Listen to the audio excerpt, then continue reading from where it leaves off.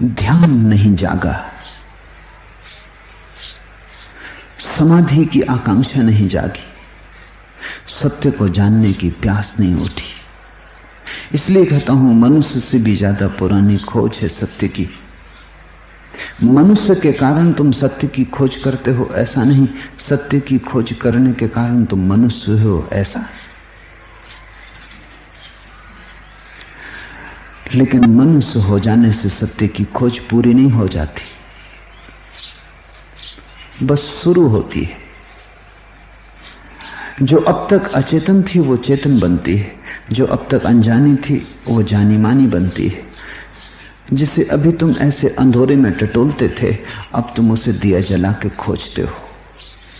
इसलिए मनुष्यों में भी केवल थोड़े से ही लोग मनुष्य हो पाते हैं, शेष मनुष्य होके भी चूक जाते हैं।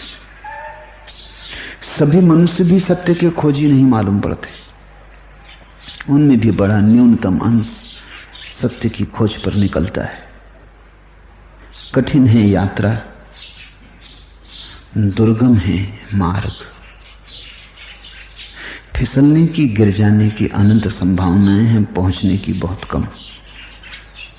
लेकिन जो पहुंच जाते हैं वे धन्यभागी हैं, वे जीवन के शिखर को उपलब्ध होते हैं। वे सत्य को ही नहीं पा लेते, वे सत्य रूप हो जाते हैं। वे परमात्मा को ही नहीं जान लेते, वे परमात्मा ही हो जाते। अर्जुन खोजती हुई मनुष्यता का प्रतीक है। अर्जुन पूछ रहा है, और पूछना किसी दार्शनिक का पूछना नहीं। पूछना ऐसा नहीं कि घर में बैठे विश्राम कर रहे हैं और गपशप कर रहे हैं। यह पूछना कोई कुतूहल नहीं है, जीवन दांव पर लगा है, युद्ध के मैदान में खड़ा है। युद्ध के मैदान में बहुत कम लोग पूछते हैं, इसलिए तो गीता अनूठी किताब है। वेद हैं, उपनिषद हैं, बाइबल है, कुरान है, बड़ी अनूठी किताबें हैं दुनिया में। लेकिन गीता बेजोड़ है। उपनिषद पैदा हुए ऋषियों के एकांत कुटीरों में, उपवनों में, वनों में,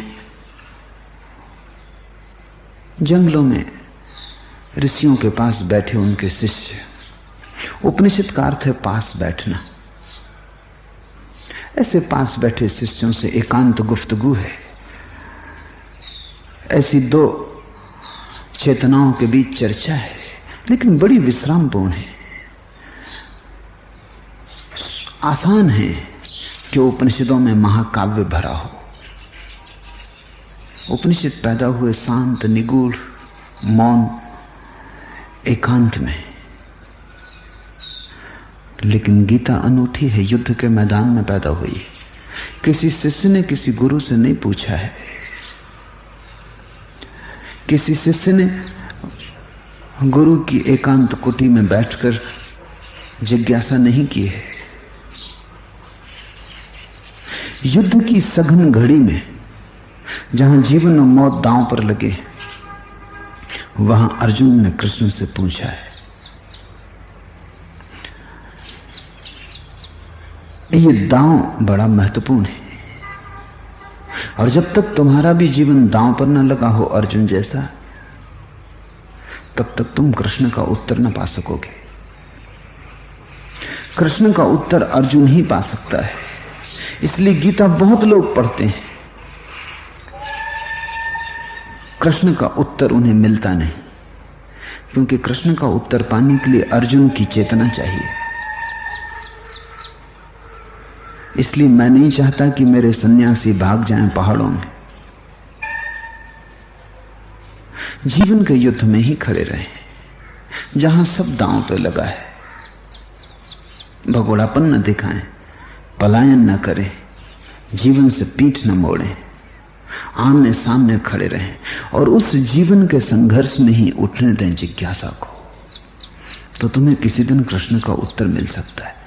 पर अर्जुन की चेतना चाहिए, युद्ध चाहिए चारों तरफ, और युद्ध है।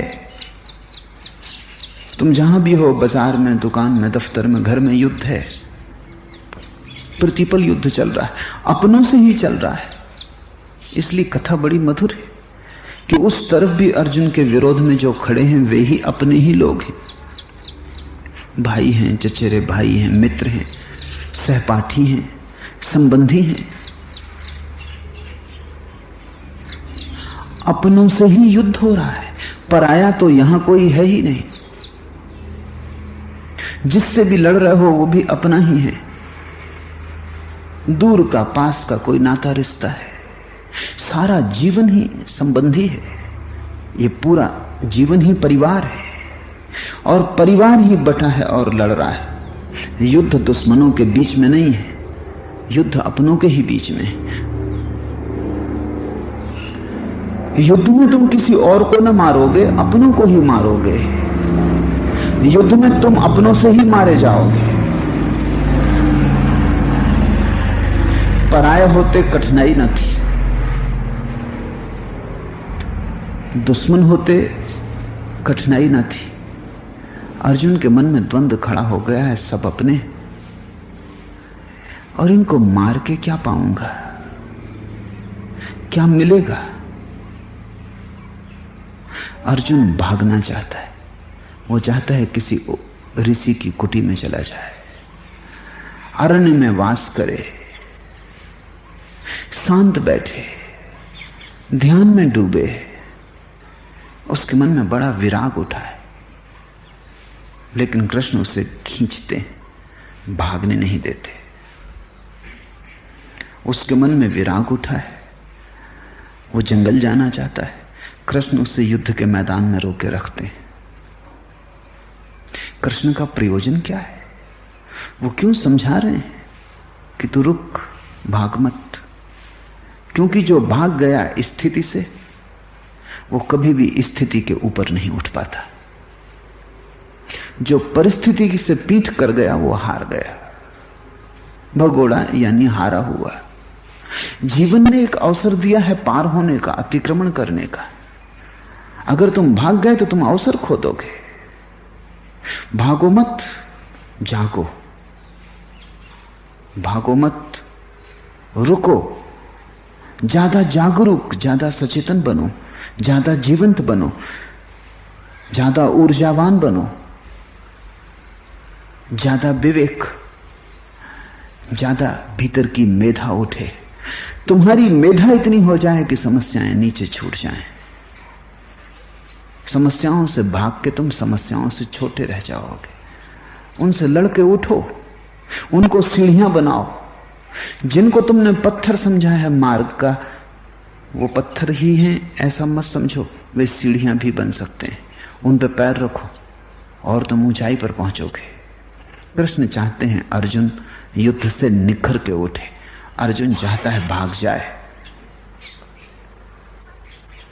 कृष्ण ने भागने न दिया अर्जुन को, और जगत को सन्यास का पहला ठीक ठीक संदेश दिया है।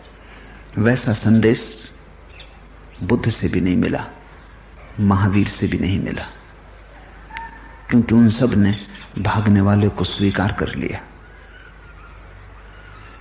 कृष्ण की व्यवस्था जटिल है लेकिन बड़ी बहुमूल्य है, और इसलिए मैं राजी हुआ गीता पर बोलने को, क्योंकि गीता में मनुष्य का भविष्य छिपा है।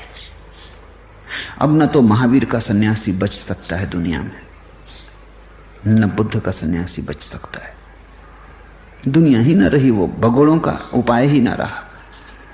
अब तो सिर्फ कृष्ण का सन्यासी बच सकता है दुनिया में, जो भागता नहीं, जो पैर जमा के खड़ा हो जाता है, जो हर परिस्थिति का उपयोग कर लेता है, विपरीत परिस्थिति का भी उपयोग कर लेता है, जो युद्ध के बीच में ध्यान को उपलब्ध होता है। यही तो कला है। भागकर शांत हो जाने में कला भी क्या है? हिमालय पर बैठकर तो कोई भी शांत हो जाएगा, कोई भी। तुम्हारी विशिष्टता क्या है? लेकिन वो शांति हिमालय की है, तुम्हारी नहीं। और जब तुम लौटोगे तुम पाओगे तुम उतने ही अशांत हो जितने तब थे जब गए। बीच का समय व्यर्थ ही गंवाया।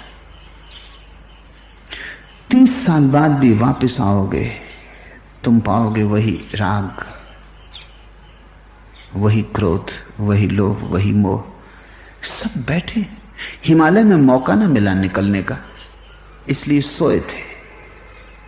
लौटते ही समाज में, समूह में, भीड़ में मौका मिलेगा, जगने शुरू हो जाएंगे। सुंदर स्त्री दिखाई पड़ेगी, वर्षों सोई हुई वासना उठाएगी। धन दिखाई पड़ेगा, वर्षों सोया लोभ कुंडली खोलकर सर्प की तरह फैल जाएगा। कोई जरा सा अपमान कर देगा, वर्षों तक बेजान पड़ा क्रोध एक झटके में जीवंत हो उठेगा। नहीं, कोई भाग के कभी जीता नहीं। भागना तो हार की स्वीकृति है। वो तो तुमने मान ही लिया कि तुम जीत ना सकोगे। कृष्ण अर्जुन को कहते हैं रुक, इसलिए संदेश बड़ा अनूठा है। अर्जुन की जिज्ञासा भी अनूठी है। जीवन मरण दांव पर लगा है। तुम्हारा भी अगर जीवन मरण दांव पर लगा है तो मैं तुमसे जो कहूंगा वो भगवत गीता हो जाएगी। और तुम्हारा अगर जीवन मरण दांव पर नहीं लगा है, तुम ऐसे ही चले आए हो जहां से तुम ताश खेलने चले गए हो, किसी मित्र ने बुलाया, वर्षा के दिन है, फुर्सत का समय है, तुम ताश खेल आए हो, कुछ दांव पर नहीं लगा है। नहीं, ऐसे न चलेगा। अगर ताश खेलने में भी तुमने पूरा जीवन दांव पर लगा दिया है, अगर तुम जुआरी भी हो तो बात बदल जाती। अगर तुमने सब कुछ दांव पर लगाया है तो मैं तुमसे जो कहूंगा वो तुम्हारे लिए भगवत गीता हो जाएगी। अकेले मेरे कहने से न होगा। तुम्हें अर्जुन जैसी चेतना चाहिए। मनुष्य की खोज मनुष्य से भी पुरानी, वही खोज तुम्हें यहां ले आई है। और तुम भाग मत जाना, क्योंकि यही वो जगह है जहां सत्य का अंतिम उद्घाटन होगा। संसार में, भीड़ में, गहन में, बाजार में, उपद्रव में, युद्ध में, यही कुरुक्षेत्र है जहां किसी दिन पांडव और कौरव इकट्ठे हो गए थे युद्ध को। और ध्यान रखना, जिनसे तुम्हारा संघर्ष है वे अपने ही हैं। और ध्यान रखना कि जिससे तुम्हें पूछना है वो तुम्हारे कहीं बाहर नहीं, तुम्हारी चेतना का ही सारथी है। ये प्रतीक बड़ा मधुर है। अशोभन भी लगता है सोचकर कि अर्जुन तो रथ में सवार था और कृष्ण सारथी थे। लेकिन बड़े पुराने नियमों के अनुसार सारी कथा को रूप दिया गया है। तुम्हारे भीतर तुम्हारा सारथी है। तुमने कभी उससे पूछा नहीं, तुमने कभी उस पर ध्यान ही न दिया। सारथियों पर कोई ध्यान देता? अर्जुन अनूठा रहा होगा क्योंकि बैठा तो ऊपर था, रथ में था। असली तो वही था, सारथी तो सारथी ही था। घोड़ों की साथ संभाल कर लेता था ठीक, रथ को चला लेता था ठीक। तुम्हें कभी जिज्ञासा उठाए तो कहीं तुम कोचवान से पूछते हो? लेकिन अर्जुन ने सारथी से पूछा। तुम्हें खोजना होगा तुम्हारे भीतर सारथी कौन है। रथ तो साफ है कि शरीर है, मालिक भी तुम्हें पक्का पता है कि तुम्हारा अहंकार है। सारथी कौन है? समस्त ज्ञानी कहते हैं तुम्हारा विवेक, तुम्हारा बोध, साक्षी भाव सारथी है। उससे ही पूछना होगा। तुम्हारे साथी से ही उठेगी वो आवाज जिससे तुम्हारे लिए गीता का प्रकाश साफ हो जाएगा और गीते का मार्ग साफ हो जाएगा। गीता क्या कहती है तुम तब तक न समझ पाओगे जब तक तुम्हारा सारथी तुम्हें मिला नहीं। रथ तुम्हारे पास है, मालिक भी बने तुम बैठे हो, घोड़े भी इंद्रियों के भागे जाते हैं। इन सब के बीच सारथी जैसे खो ही गया है, उसे खोजो। सारी ध्यान की प्रक्रियाएं सारथी को खोजने के लिए।